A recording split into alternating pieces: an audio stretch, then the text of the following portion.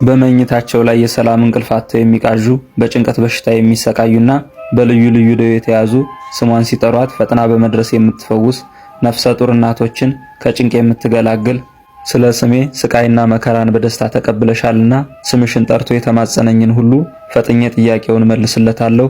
ሴት ልጁን በስምሽ የጠራውን ቤቱን ባርክለታለሁ። ዜና ገድልሽን የሰማ ያነበበ የጻፈውን ስሙን በሕይወት መጽሐፍ ላይ ጽፍለታለሁ።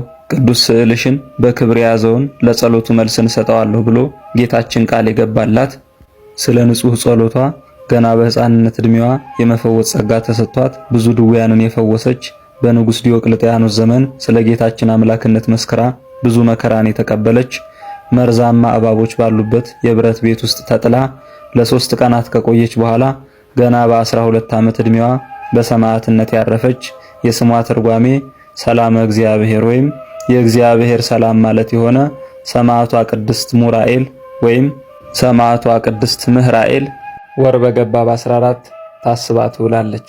ለእግዚአብሔር ምስጋና ይሁን። እኛንም በሰማዕቷ በቅድስት ሙራኤል ጸሎት ይማረን ይቆየን።